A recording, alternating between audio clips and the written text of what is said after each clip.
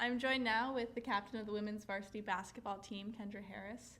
Welcome, Kendra. Thank you. I'm so glad I'm here. I'm excited to do this. I'm excited that you're here, and you're the only senior and the only captain on your team. How does that change the way you've been playing this year?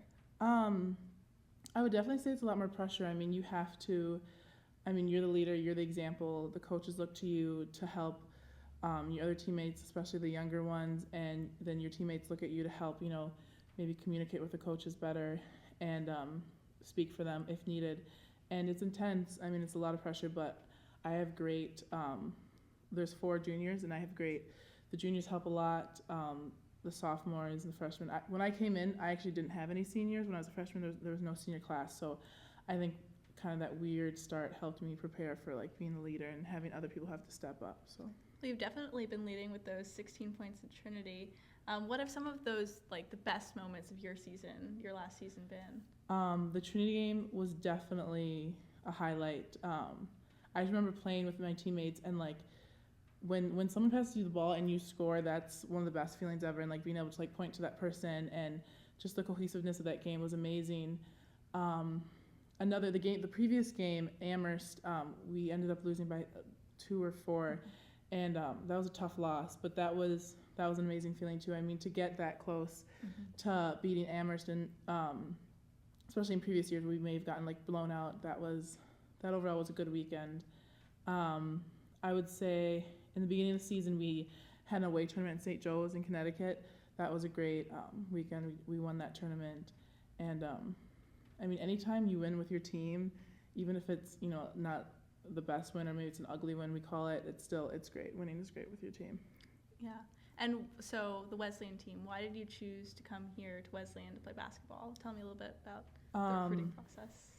Yeah, the recruiting process was really random for me. I'm from Minnesota, so pretty far away, and I knew I wanted to go far away. My brother played college football, and he went far away, so I actually came here, and I had already decided on a different school, on University of Chicago, and I came here, and I was here for that whole West Fest weekend, and I think I had the longest recruiting visit in the history of Wesleyan women's basketball. I was here like Wednesday, Thursday, Friday, Saturday. I didn't leave till Sunday, and in those 4 or 5 days, I fell in love. I love the coach. I love Coach Mullen, Chris, the players. I love the campus. I think it's beautiful. The school was perfect for me. The small classes and just like the legacy of NESCAC basketball and like the little 3 and all that intensity. And people think, oh, you go to some like small private school, like sports aren't important, and I would definitely disagree with that. Here at Wesleyan, like sports are definitely a part of the experience. I disagree as well. What is it about basketball in particular? I mean, like I said, we all have the little 3, and all the sports have that, but like the stories that Coach Mellon can tell from little 3 games, like she can remember. I mean, she's been here for like 20 years, and she can still remember like specific plays, specific numbers, scores, times from like little 3 games. Last year we celebrated 40 years of women's basketball, and that was by far will be one of my best memories here at Wesleyan, is seeing these women who some of them are in their 60s and some are just a couple years out, all coming back and coming together for like this one game. And we played Conn College last year and we won. And after the game, we like randomly went over. We didn't tell our coach, which is like a big deal, like a coach, because usually everything is run by her. And we went over to like the group of them and we sang the fight song. And I just like looking at these women and like, I'm here because of these women, and some of them were crying, and it was just a great moment. And then meeting them after and like what they're doing now. Some of them are in med school, and they're mothers and wives and teachers and like businesswomen, and it's just great. That sounds really phenomenal. It was great. What are you looking to do after? I'm doing the medical school route, so taking a year off. You and Matt Hogan. Yeah. We have a lot of classes together actually. But yeah, we taking a year off and then working and applying during that year, and then hopefully somewhere accepts me. So what are you going to miss the most about Wesleyan basketball? Oof.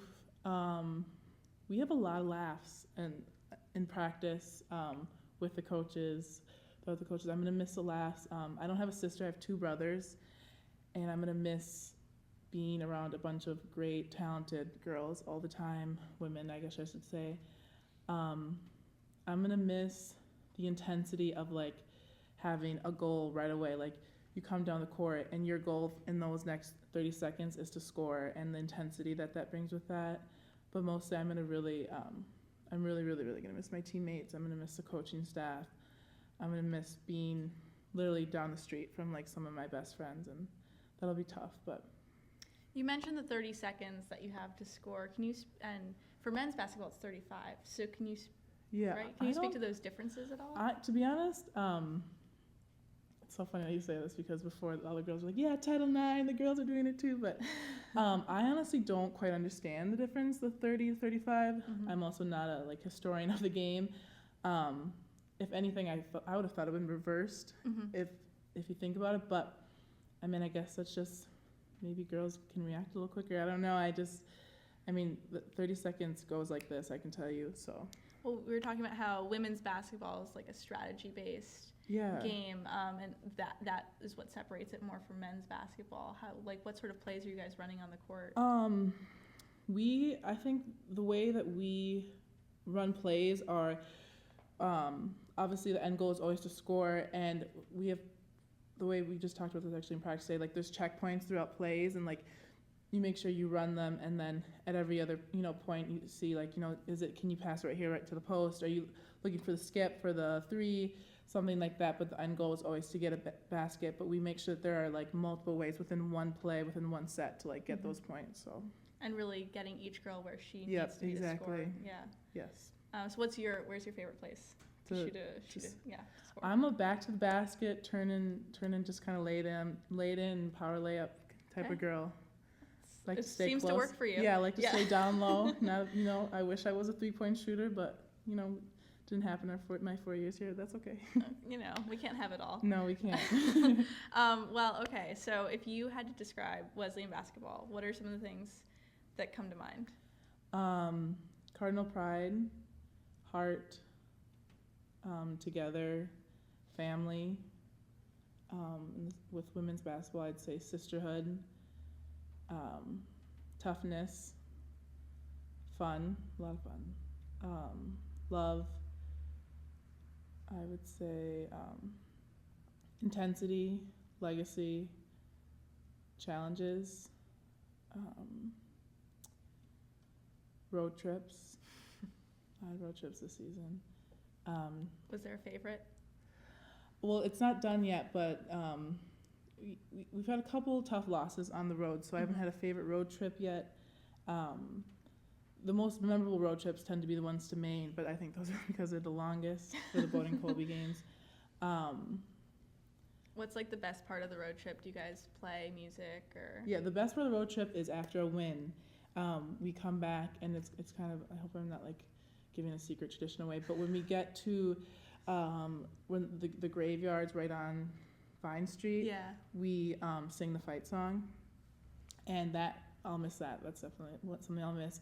And it's kind of someone just starts clapping, and then it just goes from there. And we've had to travel with the boys the last couple of years, not this year so much, but we've had to travel with them for budget reasons or whatever. And the first time that we decided to sing it, no one warned them, and of course they're everyone's asleep, and we just busted out singing. I remember the guys all sat up and turned around and were what's going on? But so that's memorable. Yeah. That's great. Yeah. I'm really curious. How did you start playing basketball? When did you first pick up a basketball? And everyone's oh, but I was first started to walk, or when I was 2. No, that wasn't me. I was, I think, fourth grade, and soccer didn't work for me. Wasn't a big soccer girl. Dance didn't work for me. Refused to wear the tights or the tutu. And my older brother was really big into sports, and I remember him being let's play basketball. She's tall, she's big, and since then I think it was the one place where I'm 100% okay with being taller than other people. Well, of course now I'm older, there's a lot taller girls than me, but especially when I was younger, being one of the taller ones, one of the bigger girls, basketball was my place where that was 100% okay, and even wanted and the best. And so ever since fourth grade, that was my thing. Well, thank you for being here, Kendra. Yes, it's been really lovely. Thank you so much. Thanks.